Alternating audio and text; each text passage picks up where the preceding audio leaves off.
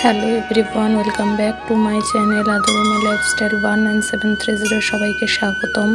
আজকেরও একটা ভিডিও নিয়ে চলে এলাম রান্না। তো সবাই ভিডিওটি স্কিপ করে দেখবা না, ফুল ওয়াচ করবে। নতুন বন্ধুদের জানাই অনেক অনেক ধন্যবাদ, পুরানো বন্ধুদেরও জানাই অনেক অনেক ধন্যবাদ। সো ভিডিওটি কেউ স্কিপ করবা না, ভিডিওটি সবাই দেখতে লাগো। ভালো লাগলে অবশ্যই একটা ছোট্ট করে লাইক, কমেন্ট এবং চ্যানেলে যারা নতুন হয়ে থাকবে সাবস্ক্রাইব করে দেবা। ভিডিওটি দেখো।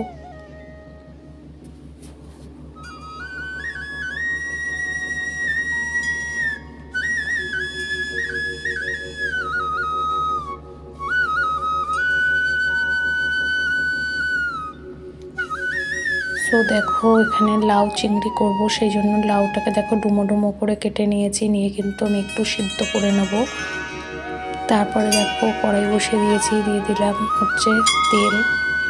এখানে দিলাম আমি রিফাইন্ড অয়েল। দিয়ে কিন্তু আমি খুব ভালোভাবে তেলটা কিন্তু দেখো গরম করে নেব।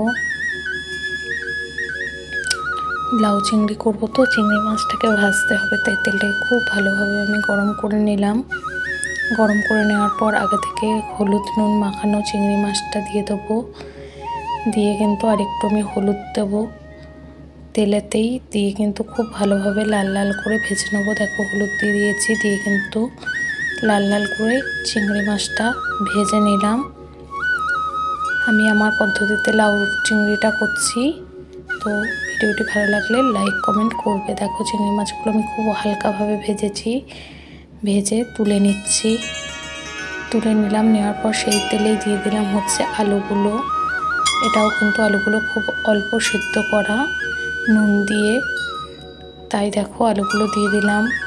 খুব অল্প কটাই আলু দিলাম, দিয়ে কিন্তু আলুগুলোকেও লাল লাল করে ভেজে নেব। দেখো খুব ভালোভাবে ভেজে নিচ্ছি, আর হলুদ দিচ্ছি না, ওই হলুদেই ভেজে নিচ্ছি। দেখো লাল লাল করে আলুগুলোকে ভেজে নিচ্ছি। আমি আমার পদ্ধতিতে করছি। যদি ভিডিওটি ভালো লাগে অবশ্যই একটা লাইক কমেন্ট করো, তোমাদের কমেন্টে মোটিভেশনটা বাড়ে। দেখো আলুগুলো কিন্তু তেল থেকে লাল লাল করে ভেজে তুলে নিলাম, নিয়ে কিন্তু একটা জায়গায় রেখে দিলাম। তারপরে দেখো আর একটু তেল দিয়ে দিলাম, দিয়ে কিন্তু দিয়ে দিলাম এখানে রসুন থেতো করে রেখেছিলাম, সেই রসুনটা দিয়ে হালকা ভাজা ভাজা করে নিলাম। খুব বেশি ভাজা করে নিয়ে রসুনটা, তারপরে দিয়ে দিলাম হচ্ছে কিছুটা পেঁয়াজ কুচি।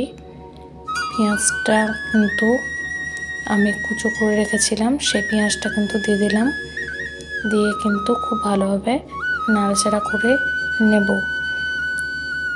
যারা যারা এখনও আমার চ্যানেলটি সাবস্ক্রাইব করোনি অবশ্যই সাবস্ক্রাইব করে পাশে থাকা বেল আইকনটিকে দাবিয়ে দাও, অল নোটিফিকেশানটা অন করে দাও আমার নিত্য নতুন ভিডিও দেখার জন্য। দেখো তারপর দিয়ে দিলাম হচ্ছে লবণ, স্বাদ অনুযায়ী লবণ দিলাম। দিয়ে কিন্তু খুব ভালোভাবে নাড়াচাড়া করে ভেজে নিতে হবে। যদি কোথাও একটু ভিডিওটা ভালো লাগে অবশ্যই একটা সুন্দর কমেন্ট করবে, আর একটা ছোট্ট করে লাইক দিয়ে দেবে। দেখো খুব ভালোভাবে নাড়াচাড়া করে নিলাম। নেওয়ার পর দেখো একটা মশলা করছি, জিরে গুঁড়ো, হলুদ গুঁড়ো, লঙ্কার গুঁড়ো, এখানে ঝাল লঙ্কার গুঁড়োই দিলাম, এবং আদার পেস্ট দিয়ে একটা বাটিতে করে এটাকে কিন্তু আমি জল দিয়ে গুলে নেবো। এবং দিয়ে দিলাম কিছুটা চিনি, স্বাদ অনুযায়ী চিনিটা দেবে। দিয়ে কিন্তু দেখো জল দিয়ে গুলে এটা কিন্তু কড়াইতে দিয়ে দিলাম, কারণ পুড়ে যাওয়ার সম্ভাবনা থাকে মশলা, সেই জন্য এইভাবে দিলে পুড়ে যাওয়ার সম্ভাবনাটা থাকে না এবং খেতেও সুন্দর হয়। চিনিটা যদি পারো তোমরা স্কিপও করতে পারো, তবে স্বাদ অনুসারে একটু চিনি দিলে টেস্টটা ব্যালেন্স থাকে। দেখো খুব ভালোভাবে এবার নাড়াচাড়া করে নেব।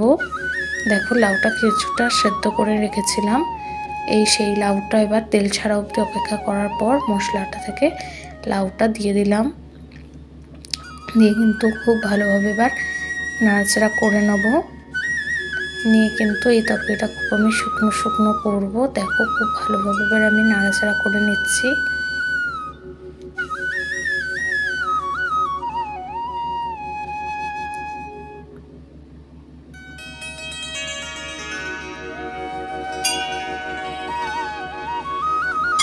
দেখো নাড়াচাড়া করে নিলাম, কি সুন্দর কালারটা এসছে দেখো। তারপর দিয়ে দিলাম আলু আর চিংড়ি মাছটা, সেটা আগে থেকে আমি ভেজে রেখেছিলাম, সেইটা দিয়ে দেখো এবারে কিন্তু জল ছাড়তে শুরু হচ্ছে।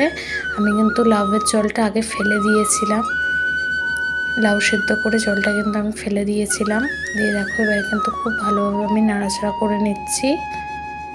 এটা কিন্তু খুব কম সময়ে হয়ে যায় এবং খুব সুন্দর খেতে হয়, তোমরাও আবার বাড়িতে ট্রাই করে দেখতে পারো। দেখো তারপরে দিয়ে দিলাম হচ্ছে গরম মশলা গুঁড়ো, দিয়ে কিন্তু খুব ভালোভাবে এবার নাড়াচাড়া করে নিলাম।